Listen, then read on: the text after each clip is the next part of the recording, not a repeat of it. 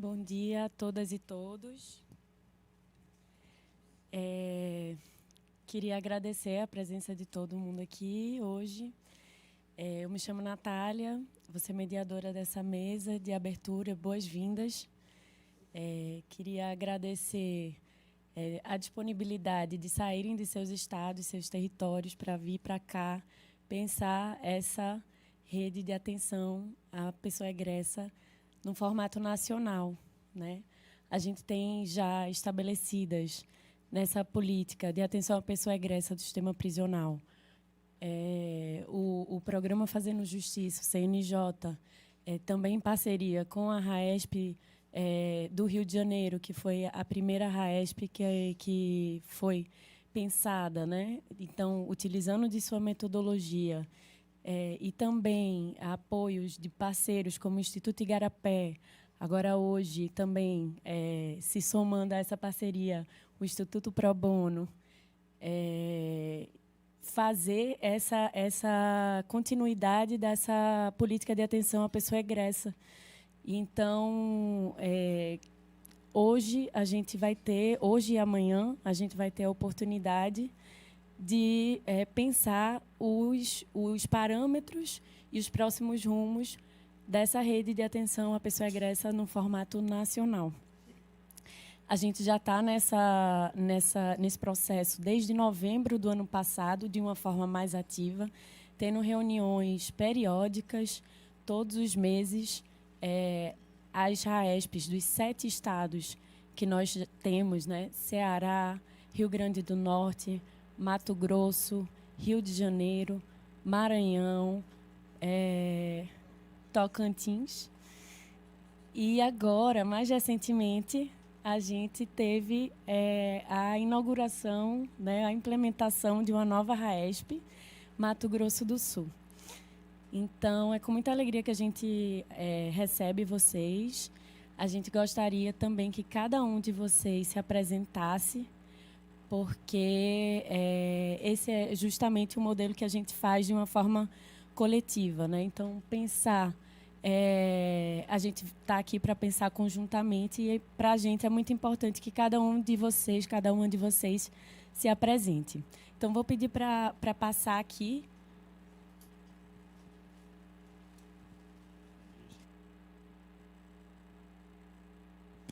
Alô, alô, alô. Bom dia. Felipe Ataíde, coordenador do Eixo de Cidadania do programa Fazendo Justiça. Bom dia, Thales Andrade, estou como coordenadora adjunto do programa. Sejam todas e todos muito bem-vindos. Bom dia, eu sou a Sandra Andrade, sou assistente técnica do Eixo 3. Sejam todos bem-vindos. Obrigada. Bom dia a todos, Osias Ferreira, RAESP Rio de Janeiro. Bom dia, eu sou a Bárbara da RAESP de Minas.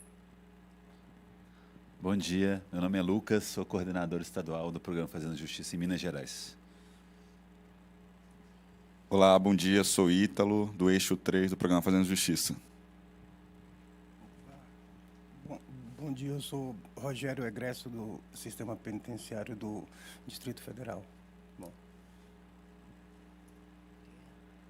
Bom dia, meu nome é Maies Parisi, sou diretora de Cidadania e Alternativas Penais da Secretaria Nacional de Políticas Penais. Bom dia a todos e a todas, eu sou Rodrigo Barbosa, coordenador nacional de atenção ao egresso da Senapem. Maria do Rosário, coordenadora do Tocantins. Bom dia, Mariana Leiras, coordenadora estadual do Fazendo Justiça no Rio de Janeiro. Bom dia, Yara Bruna, eu sou da coordenação da RAESP Ceará. Bom dia, eu sou André Barreto, faço parte da comissão coordenadora da RAESP Maranhão. Bom dia a todos e a todas, Cláudia Gouveia, estou coordenadora estadual do Fazendo Justiça no Maranhão. Bom dia, eu sou Daniela Rodrigues, coordenadora estadual do Rio Grande do Norte. Bom dia a todos, me chamo Sandro, estou na coordenação da RAESP Mato Grosso. Bom dia, me chamo Monique, sou da RAESP de Mato Grosso. Obrigada. A gente está aqui nesse formato de mesa e cadeiras, mas a ideia é justamente que essa palavra sempre possa circular aqui e esse possa ser um espaço. Posteriormente, quando a gente tiver os trabalhos estabelecidos, a gente também subverte essa ordem.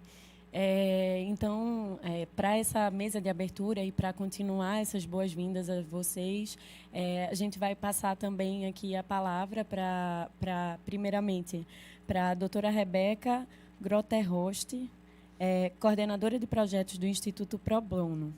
Rebeca é doutora em Direito do Estado pela Faculdade de Direito da Universidade de São Paulo e mestre em Direito pela mesma faculdade. Pós-graduada em Direito de Execução Penal, professora de Direito Constitucional da Faculdade Estácio de Carapicuíba, coordenadora de projetos do Instituto Pro Bono desde 2013, sendo responsável pelo desenvolvimento e acompanhamento de projetos sociais de efetivação de direitos e populações vulneráveis. Atualmente é responsável pelo projeto sobre justiça criminal e inclusão social de sobreviventes do sistema prisional.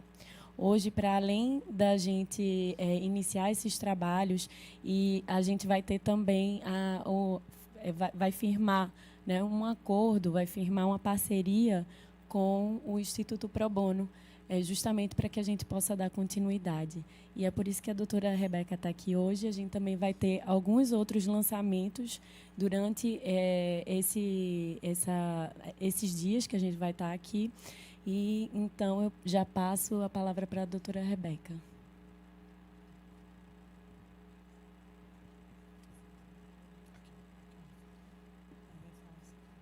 Alô? Bom dia a todas e todos. Obrigada, Natália. Queria agradecer ao Dr. Lanfredi, à Natália, também ao Felipe Ataíde, que eu venho conversando aí já ao longo dos anos sobre essa parceria.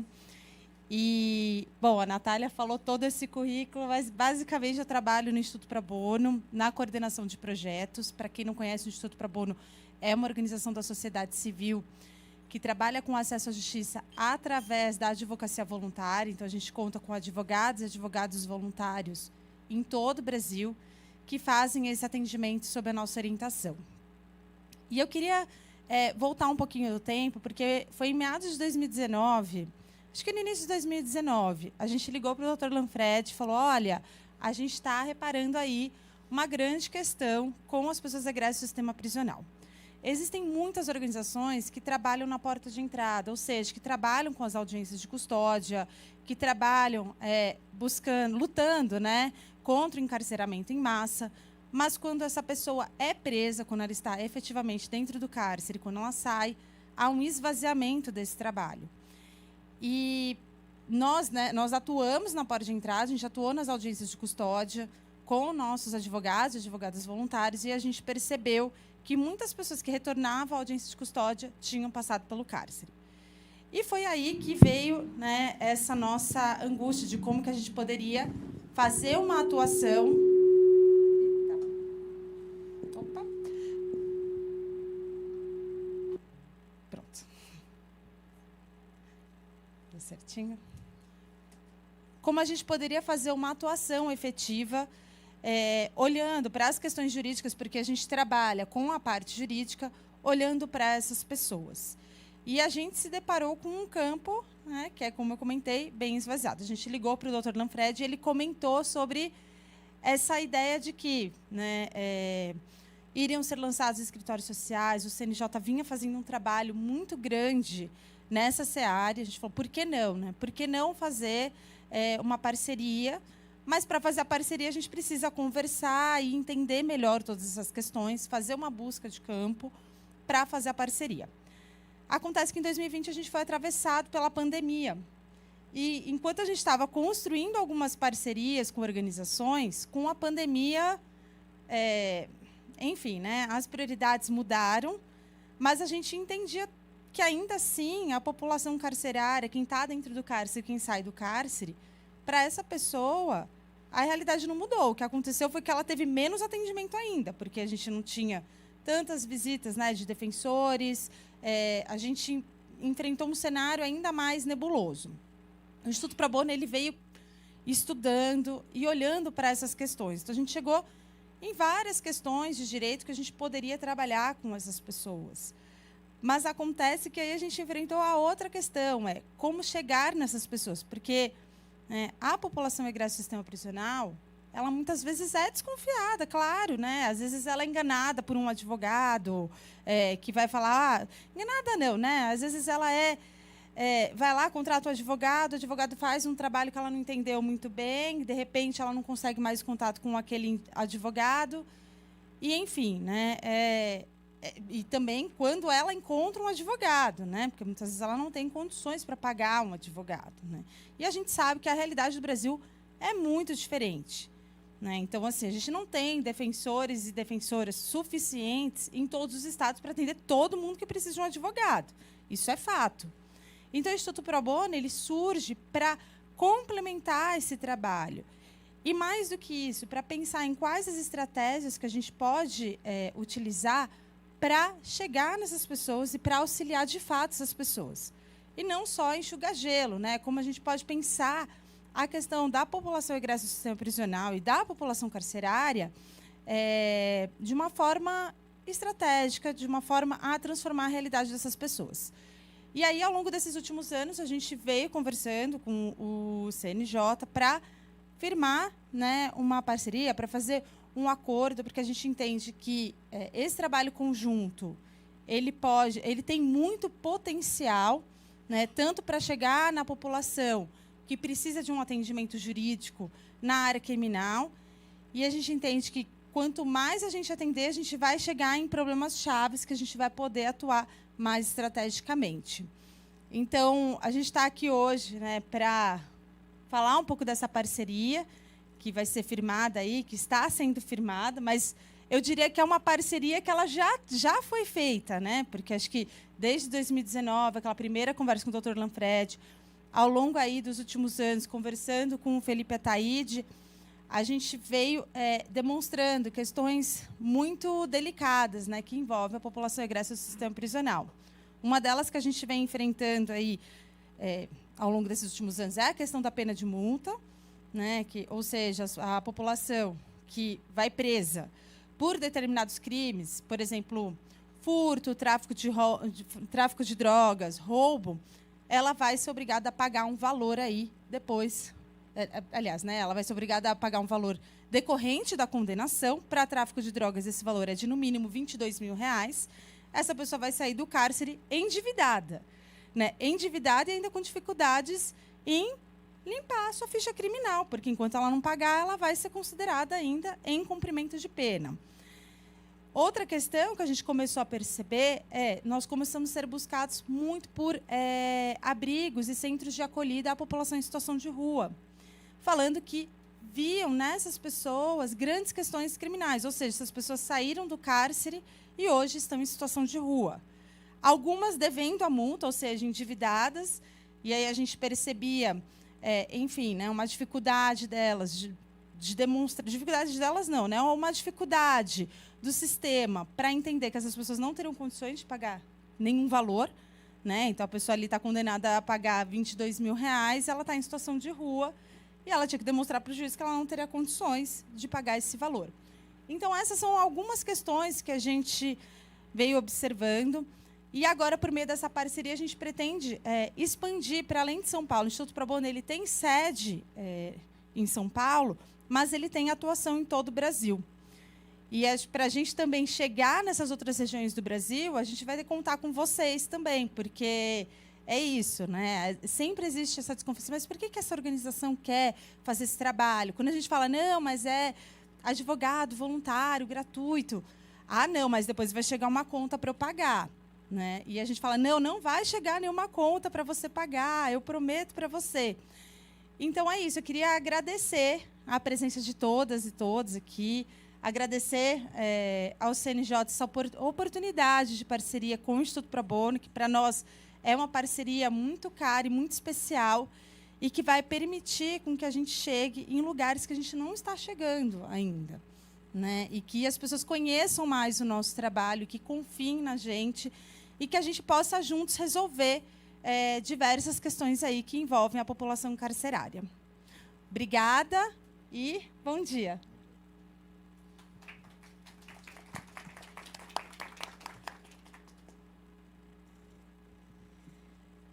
Bem, então, antes de passar a palavra para o Dr. Lanfredi, eu gostaria de pedir para que as pessoas que estão nos assistindo também pelo YouTube possam assinar a ata também que se encontra na página do YouTube.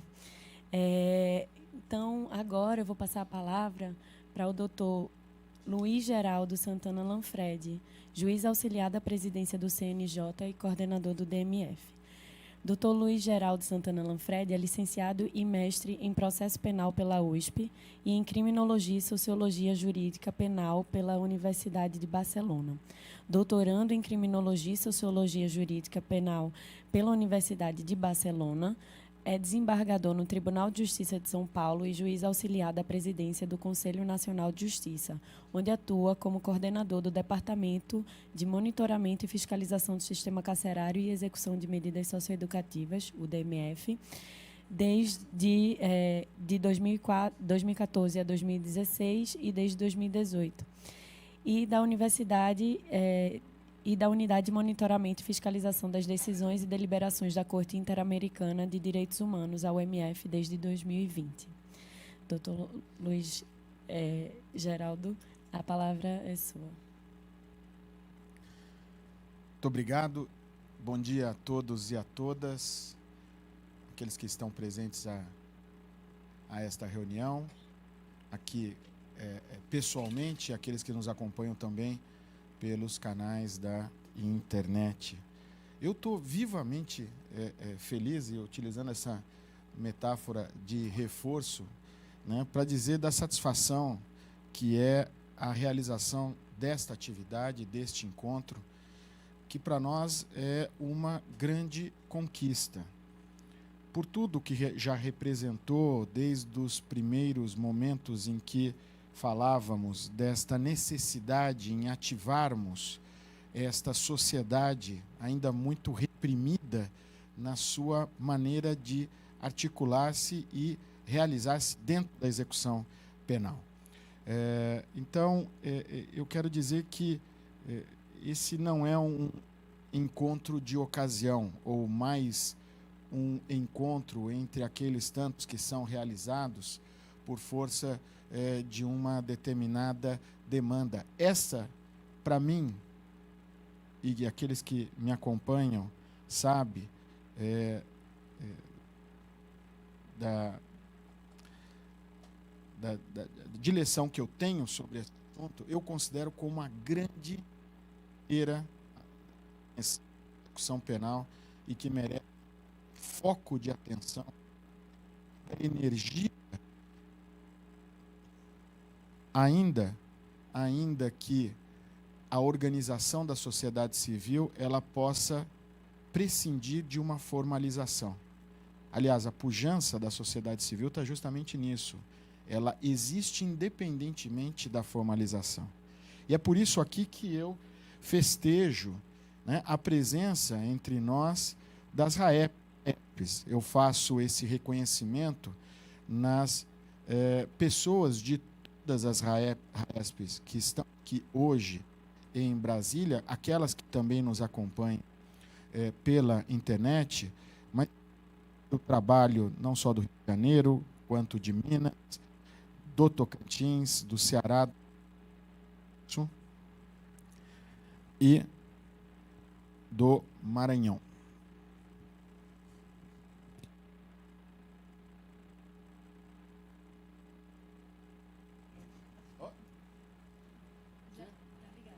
Alô, alô.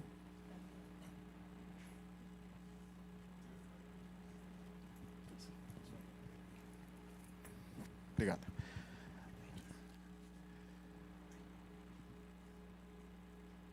As RAEPs que nasceram justamente desse como um movimento, né? E esse movimento de articulação que desperta para a necessidade, para a importância do trabalho em rede, o único em condição de poder prover as visibilidades que são necessárias em relação a esse tema, e só compreendendo essas visibilidades, ou trazendo à luz as vulnerabilidades inerentes a esse momento, é que nós vamos poder, enfim, atuar estrategicamente para minimizar, para neutralizar e para, antes de tudo, promover a realização, né, dos escopos daqueles que efetivamente tiveram a vivência do cárcere, têm a vivência da execução penal e passam por uma série de dificuldades essas que praticamente inviabilizam, né, a forma como essas pessoas têm de se colocar socialmente.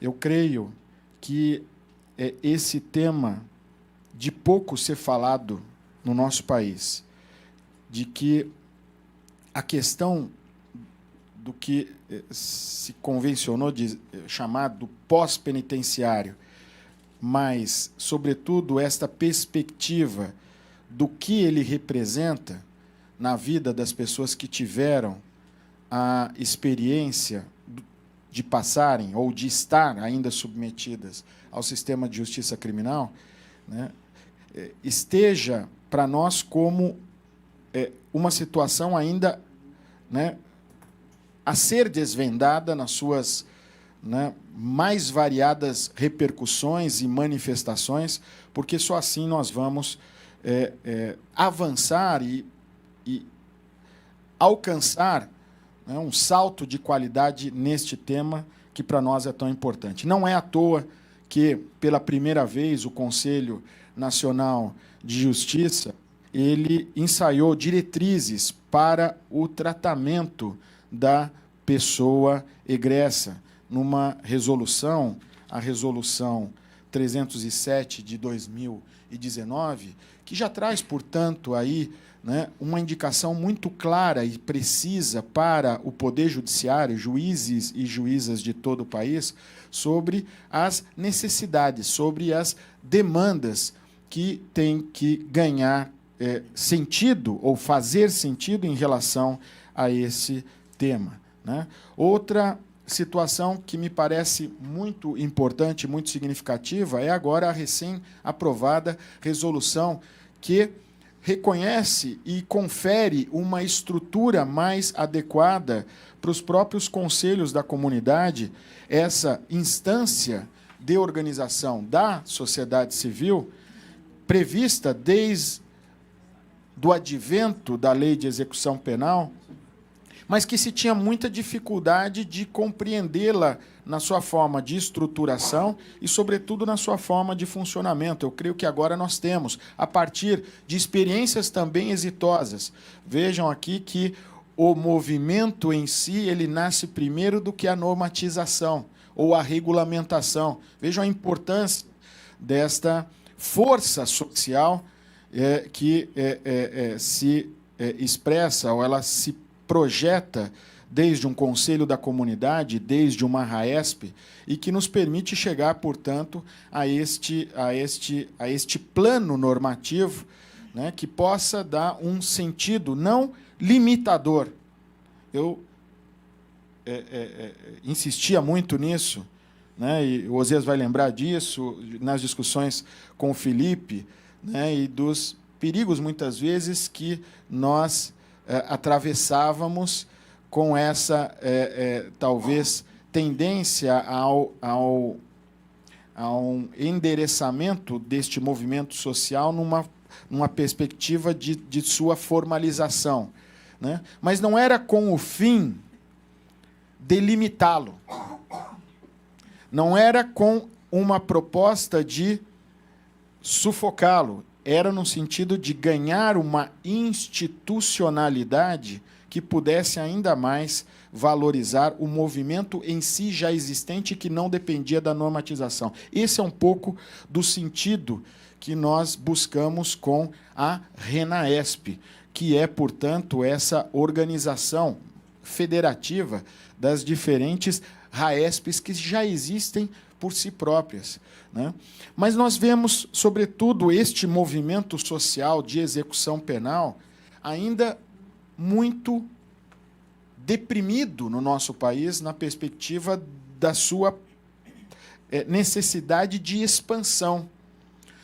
eu creio que esse, na verdade, seja muito mais um déficit da organização da sociedade brasileira, né? Muito embora, né, tenhamos que valorizar esta participação social na composição das políticas públicas como algo essencialmente importante se nós efetivamente pensamos num governo que se dirija ao povo, né, e que venha para atender às necessidades de todos nós.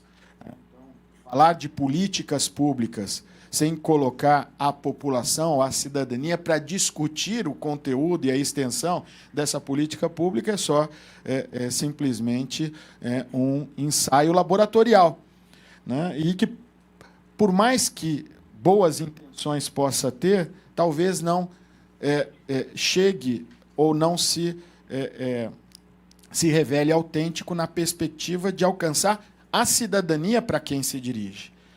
Porque muitas vezes aquele, né, tido via de regra como o burocrata que faz a normativa ou que desenha a proposta da política pública, é aquele que não vive o problema ou nunca teve a dimensão do problema. E eu festejo aqui, né, o companheiro que sabe do que nós estamos falando, porque vive com o seu corpo e na sua experiência as dificuldades, né, que são ter passado pelo sistema prisional, né, e hoje está batalhando numa luta constante, diária, né, de afirmação, né, mas de busca, sobretudo, da própria autonomia pessoal para que ele consiga essa independência de individualidade que vai, né, significar, sobretudo, né, um motivo principal para sua estabilização social. Eu venho muito insistindo nesse ponto, né? Nós não nos damos conta do que isto representa para a segurança de todos, daqueles que estão diretamente envolvidos com o problema e daqueles que estão absorvendo também essa experiência como beneficiárias dessa relação, na perspectiva de que pessoas que se permitam reconhecer pertencentes a esse mesmo tecido social, em igualdade de condição, reforça o sentimento de coesão social. E isto faz com que nós tenhamos sociedades mais seguras. Isto é segurança pública praticada no seu melhor sentido.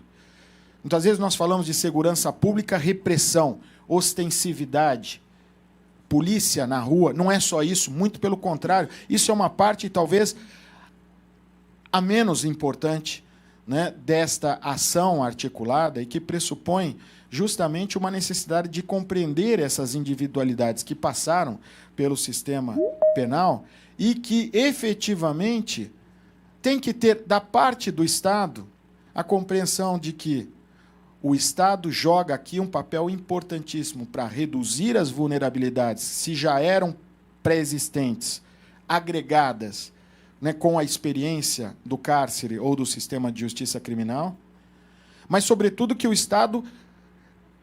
esse Estado promova as compensações necessárias para que essa pessoa se torne um player social, uma pessoa em condição de atuar socialmente, não um pária, não uma pessoa fora, né, desse contexto, deste tabuleiro, mas uma pessoa que possa trabalhar, que possa mostrar suas potencialidades e que possa ser compreendida na sua individualidade. Vai um longo caminho ainda para isso, mas é por isso que vamos construindo aqui as parcerias com as RAESPs, o surgimento de RENAESP, né, aqui hoje tendo o Pro Bono, né, já tendo nessa caminhada o Igarapé, né, a atenção, sobretudo, de uma Senapen, hoje aqui com a presença da Maes, e nós sabemos hoje das preocupações do governo federal com esse tema absolutamente sensível, delicado, e a gente precisa falar muito disso ainda, Maes, porque, né, nós não sabemos compreender o que representa inclusão social, a inclusão que ela se projeta nas suas formas mais diversas. Aqui, especificamente, quando nós estamos em execução penal, eu até venho preferindo não falar mais em inclusão, mas em restaurativismo social, né? Que aqui traz outros conceitos que se agregam a esse tema. E o restaurativismo é recompor uma situação que talvez possa ter sido representada por uma fissura ou uma fratura social desde antes, né, pelo déficit das políticas públicas que não chegaram, né, a certos coletivos ou a certos grupos sociais. E é por isso que é muito importante que esta atuação, a bem de compor este cenário ou este contexto, ele possa se realizar nessa perspectiva de termos aqueles que passam pelo problema falando, dizendo, trazendo à luz os problemas e as condições para que a institucionalidade do Estado, aqui, ela não venha para promover uma intervenção mais opressora ou que afaste essas pessoas realmente dos bens e serviços e dos benefícios, né, de ações articuladas que possam promover essa pessoa individualmente. Não, nós temos aqui que nos valemos desta expertise pessoal para que as nossas atuações como Estado, como oficialidade,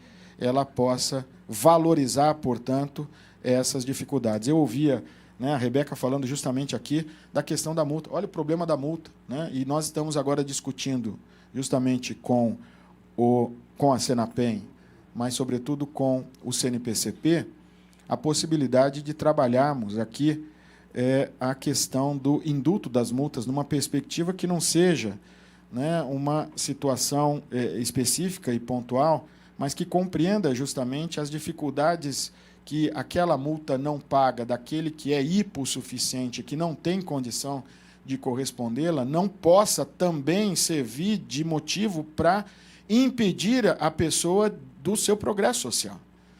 Então, aqui nós temos, né, esse efeito perverso da legislação, ou essa autossabotagem do escopo da execução penal, porque nós não conseguimos nos desvencilhar das amarras que acabam sempre fazendo com que esse grupo de pessoas, né, não tenha as devidas e importantes oportunidades para que possam se afirmar como pessoa, né? E é por isso que nós temos aqui, né, neste ato de hoje, né, um grande motivo para celebrarmos. Celebrarmos o encontro, celebrarmos tudo aquilo que nós já vamos realizando, e já digo isso a vocês, creio, timidamente, e é por isso que nós falamos sempre disso, e o Felipe sabe, aqui melhor do que ninguém, o Thales, né, como eu cobro bastante para que nós possamos nos sofisticarmos nessas atuações que envolvam, sobretudo, a sociedade civil, essa mesma sociedade civil que é lembrada na DPF 347 como um ator importantíssimo na recomposição do chamado estado de coisas inconstitucional do sistema prisional. Né?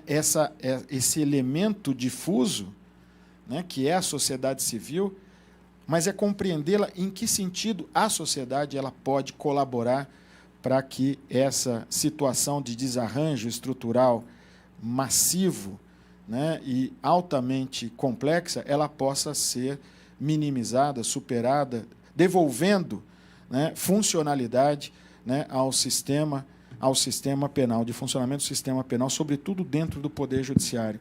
Portanto, né, todos nós temos a exata compreensão de que este é um tema importante, ainda que nós não saibamos, e é por isso que nós estamos aqui com todo esse esforço e energia para esse exercício, da dimensão ou do potencial dessa ação sobre toda a execução penal. Eu acredito que encontros como esse, e que vão se tornar cada vez mais frequentes, sobretudo com a oficialização de uma RENAESP, com o incentivo e o fomento ao surgimento de outras RAESPs, mas, sobretudo, reconhecendo, né, o valor né, e as realizações que já estão sendo engendrados a partir, né, dos movimentos que vão surgindo na sociedade brasileira, seja de RENAESP, seja de conselhos da comunidade e outras tantas atuações que vêm com as organizações da sociedade civil, né, eu creio que isso seja muito importante para que nós possamos qualificar esse debate e possamos praticar política com P maiúscula, né, aquela política que traga resultados, impacte a vida das pessoas, que não seja mais um artifício retórico, né, ou simplesmente se resumam a ações vazias de conteúdo e significado. Portanto, aqui o sentido é a compreensão, da compreensão passamos à articulação de estratégias de ação e das estratégias de ação percebendo o impacto e a efetividade dessas atuações na vida das individualidades dessas pessoas, que é a quem nos interessa alcançar. Portanto, aqui celebro esse momento,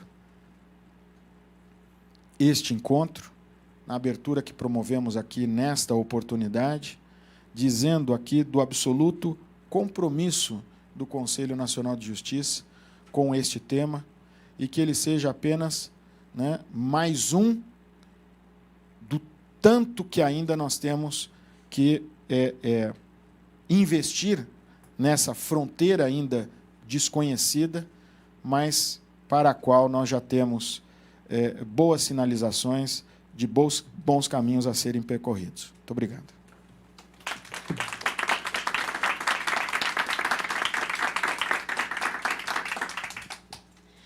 Muito obrigada pelas palavras, doutor Lanfredi, doutora Bárbara, doutora Rebeca, desculpa. Agora a gente vai ter a assinatura do protocolo de entendimento entre o Instituto Pro Bono e o CNJ, que vai subsidiar um futuro termo de cooperação com o objetivo de desenvolver ações conjuntas para pensar voltadas, né, ao fortalecimento da assistência jurídica às pessoas egressas e seus familiares por meio dos escritórios sociais. Também pensando a sensibilização de juízes e juízas para esse tema, o tema da assistência jurídica às pessoas egressas. Isso. Natália, eu acho que é importante aqui dizermos, né, muito na linha do que a Rebeca já disse, e aqui eu queria também festejar não só a atuação da Rebeca, mas do meu querido Marcos, né, eu pedi até para a Sandra, estava ali a Sandra, a Sandra está ali, registra isso numa foto que a gente tem que mandar para o Marcos, que o Marcos está, né, junto com a querida Flávia, na Alemanha, em Heidelberg, na Alemanha, e a gente tem que mandar isso para ele, porque, né, são duas pessoas também visionárias que vêm nessa atuação, que ela prescinde de papel, porque ela já existe desde 2019, desde 2019 nós já estamos falando desta colaboração ou da estruturação desta atividade que é tão importante, que pressupõe, né, a partir dessa rede de advogados que atua voluntariamente pela causa, né, o fomento ao atendimento jurídico, ao mapeamento das demandas locais, sobretudo a partir das incidências dos escritórios sociais, o atendimento e o acompanhamento das pessoas que muitas vezes não é só a falta de compreensão, mas justamente a falta de confiança em pessoas que realmente possam lhes passar uma credibilidade, né, no sentido de uma atuação confiável da própria oficialidade, né, que vai prover também os diversos encaminhamentos, né, realizados a partir dos escritórios sociais, que são essa estrutura concebida pelo Conselho Nacional de Justiça dentro das políticas de cidadania que nós trabalhamos no eixo 3 do programa Fazendo Justiça, né, esse hub de serviços, né, que nós organizamos para que essas pessoas possam ter esse referenciamento, né, do que existe e está na disponibilidade dessas pessoas para que possa ser, portanto, valorizados. Esses escritórios sociais que hoje têm uma metodologia própria, na qual o Conselho Nacional de Justiça, com o apoio da Senapem, investiu, né, nessa metodologia de valorização das singularidades, né, entendendo cada pessoa não como um grupo, mas como individualidade, né, e, sobretudo, atento às vulnerabilidades e às dificuldades encontradas por essa pessoa para essa retomada da vida em sociedade. Então, o que nós vamos fazer aqui hoje, né, Rebeca, não é bem um termo de cooperação, né, porque ele já existe, é celebrar aquilo que já está em funcionamento, daquilo que já está em prática nesse protocolo de intenções, que é apenas também um outro ponto de partida, não é lugar de chegada e nem tem a pretensão de se encerrar aqui. Aqui é a demonstração, junto com o Igarapé, agora junto com o Pro Bono, mais do que já fizemos com a própria Senapem, é mostrar que a institucionalidade, nessa compreensão de trabalho organizado com as RAESPs, com a RENAESP, né, estamos, e os conselhos da comunidade, estamos unidos pela causa, pelo tema, e para fazê-lo incidir com resultados efetivos.